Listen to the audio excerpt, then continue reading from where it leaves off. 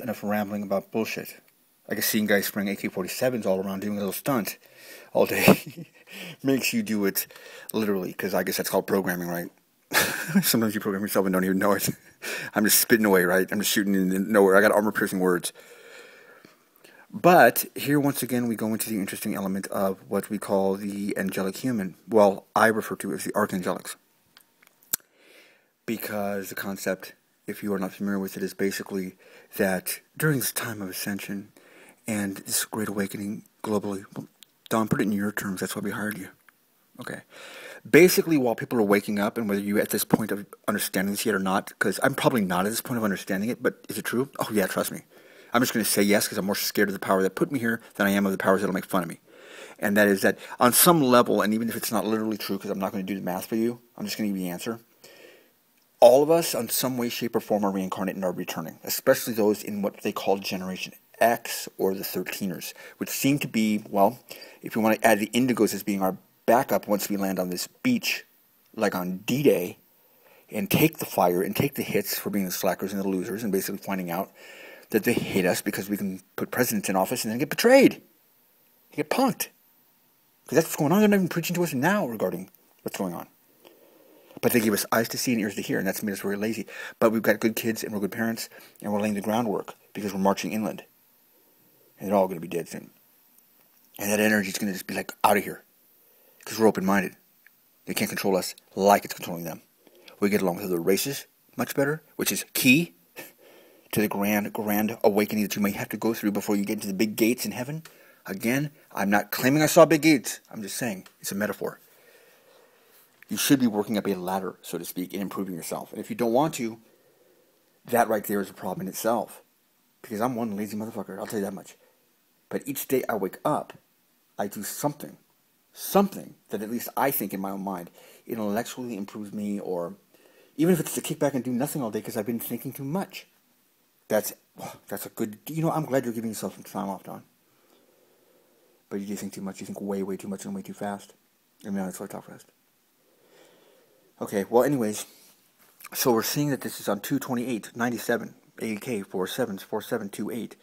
Okay, I look at these guys' lives and I say, well, basically they have to manifest what is considered the archangelic human, which would mean they're essentially the spirit energy of what you have read are archangels in human form. Now, I know you've seen pictures of glowing hearts in the hands of St. Michael and Gabriel coming down and telling Mary, you know what, Mary, you're pregnant. That's exactly how he said it. Hey, he speaks real, dude. The gift of gab. You have the gift of gab, right? And there's real talk. Hey, it's real talk, man. So if you have the gift of gab, real, you have the gift of Gabriel, you have the gift of real talk when Gabriel's there. See, that's why we hire him. I'm Mike. I'm the one who talks all the time. Why? Because I have the mic. I'm on the mic. If you want to talk to the judge, what do? You step up to me, Don Mike. You step up to D Mike. We have all kinds of things. It's a locker room talk all the time with us. And also, yeah, Gabriel's female, so just so you guys know that. If you're feeling any kind of awkward energy, it's not a gay guy. And people say, well, they're multisexual. I don't want to get into that whole, like, are angels male or female during talking about the North Hollywood bank robbery. But basically, those are the ones who share their information with me and have me painted up in this lovely little canvas I've done for you and presented to you. First of all, what crime did they commit? They committed a 211. In fact, of all phone calls that we always get for these crimes, this one's famous because people have listened to the 911 calls or the over-the-police scanner radio calls. And this one is very calm, where there's nothing on the radio, and then this one police officer calls in very loudly, 211 in progress. Okay, 211. Okay, look at your clocks, as you maybe have been noticing in the recent years, and what do you see when you see 211s? Okay, right there that has significance. I'm not going to try and define it because it has multi-definitions, but it's not a coincidence that the burglary number is 211. Well, burglary, that means you're stealing something. Correct. Again, I know they attach that shit to Superman, which, again, I can understand why, because there's a connection there, but we're basically talking about an individual, whether it's in a comic book or in a movie or in real life, and you can water it down or add a little extra sugar, depending on how it applies to being able to function in that, role of a movie, song, whatever, or real life. But you're going to see this reflected in these individuals if they manifest that type of person or that character trait, that archetype of a character. Whoa, that scared me out of me. So we have Men of Steel, the Man of Steel. That's why the song Iron Man by Ozzy Osbourne is about the archangels, how he helped the world. Now he wants to kill those that he must save. That old steel. Nobody wants him. They just tell him to fuck off. Yeah. Can I borrow $2? No. But I owed you like 20. Everyone punks him. I mean, am I wrong? Well, such will be the characteristic of an archangel in human form. Yes, it is. Men of Steel. They've got body armor. They've got body armor. Bullets are bouncing off of them, well, because they're untouchable, but we'll get into that more later. Men of Steel. See, that word, steel, it breaks down in many different levels, so they're stealing things. Well, it's amazing to me because these officers are very, very shook up, and I feel for them because I think they did witness something that, as I looked at this, I thought, well, come on. I'm a believer in many things. I mean, I watch Ghost Hunters too, and I've had some experiences. But, actually, I'm taking that back. Yeah, I do believe that this was a supernatural event in nature. As the classification goes, was this something beyond just humans doing their human thing? Fuck yes, it was. Yes, it was. It was, dude. The people that are affected by this and the way they are affected, and even to this day when they give descriptions, they don't even know that the things they're saying in their words have religious overtones. I'm serious. I'm serious, man. Now, did these two guys know that they were Angelic Dawn? I don't know, man, because I don't think anyone did until recently. I think these guys knew that there was something about them that was letting them get away with murder. No pun intended, but yeah. Keep in mind, they never killed anybody in the shootout. Over 1,200 armor-piercing bullets, and no one was killed. Okay, I'm not saying that wasn't just by luck, or maybe someone was looking out for everyone. That's what I'm implying. Mysterious ways is an understatement. Don't be so quick to assume that only unless they were running around throwing roses at people instead of bullets, that they wouldn't be working for the man upstairs. Because I know what you're thinking. You're thinking it's the opposite. These are the demons and the cops may have been the good guys. We got half of that right. And there's something to that too. That's why I know, very realistically, when you think about it, this was very much an embarrassment to the police department. And I'm not saying that, I really am not. I really am not saying that. I'm not just trying to be politically correct because I will be politically incorrect. I don't believe all of those people who sign up to be police officers are bad. All right, but I'll tell you this much. The majority are, because I think that those who want to become police officers come from a bad root. Just like politics. We don't know how those fuckers got into those positions to basically control the money. But it's much easier to go through the police academy and get into a position to control people. And then just write up that report and say that she fell, right? Or committed suicide, right? She resisted arrest, right? Every time there's a camera wrong, you're wrong. And you still get away with it, huh? Right? And they were on punishment for the running king thing, man. Everyone had them on punishment. We would not give them back their fucking any kind of real weapons. Nonetheless, there were lots of civilians present during the shooting, and they tell the story like it was kind of fireworks. They have fireworks. It was crazy, Elderly women telling the story that were standing in the way of the bullets when the guy started opening up. No one was killed again. But those who tried to engage them, oh my God. I'm surprised they released this, because I have seen where police departments won't release this. I mean, they're not crying or anything like that. They just sound like guys who are panicked. No, I wouldn't have been that panicked. I've been through shit like that and I haven't been that panicked. I think, to give them a little bit of credit, or be honest about it, they saw something we didn't see. And I know exactly what it was, even if they didn't visually see it. All right, the Revelations 10 came to my mind because of the angel with the mighty stroll. Remember that guy strolling through the parking lot? He didn't walk. No, he didn't even skip to Maloo. He strolled.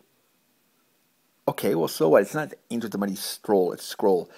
I know, but for me, it has significance as the angel with the mighty scroll. So does the fact that I, unrelated to any of this crap, wrote a joke once about how people say you walk softly and carry a soft stick. Hey, I'm the type of guy who will walk softly and carry an AK-47. That's what you wrote, isn't it? Yeah. What, did you guys make me write that? Like, did you mind control me? Again, for those in the audience, maybe. But those are little pieces of evidence you have in you regarding whatever you're investigating, and I have in me. Like, wow, that's such a weird, coincidence that you were thinking about that, yesterday? Yeah, right. We're using all of those elements of this to help you when you see things and to let you know this is a keeper. We're throwing up signs to you because you haven't mentioned this person in a long time. And then the very next day you get an intuition that maybe you and this person have some kind of different connection. When you see something very, very big, that's why we brought them up yesterday. Because we were like, hey, they're coming up. It's not the universe doing that. You can call it the universe, but the universe itself implies a rock that doesn't have any kind of conscious awareness. That's the big difference. And I hated people using the word consciousness. Now it makes a difference to me. Why? Because it shows that something's recognizing me, and like I am, like my mind sees you. Hey, how are you? I hate you. I like you. A universe implies absolutely no love, caring, or feeling. And if that was the case, I don't think we would be the way we are. Because if you look at human beings and how intricately complicated we are, that's almost more complicated than the universe. And the universe couldn't, out of a Big Bang, create something more complicated than it itself is. We are very complicated. Neuron, electric, fucking walking flesh and bone creatures. We didn't just show up here on a parasite in space. Something else did, but we didn't.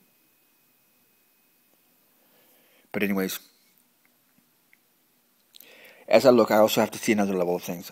The untouchable factor. What does that mean? Well, these guys who are archangelic, I've noticed one thing with the rare few that I've met in real life. We all have one thing that surrounds us that's amazing. We've never done anything bad because something keeps us from that. But we've been around very bad people. We have the positive and negative. The arc of an electric arc, like a lightning bolt, because that's our symbol. Again, Hitler stole that. How? Blitzkrieg. The bolts, the SS. I mean, I don't know if he thought he really used just the logo and it would work, but he clearly, deliberately took those things because he had heard that on some cosmic level. I don't know where he got his info. You should question that. That these are what the guys that always kick ass used. Okay, then I'll put that on my shirt. Apparently that's what the fucker thought. Apparently it worked. On some level.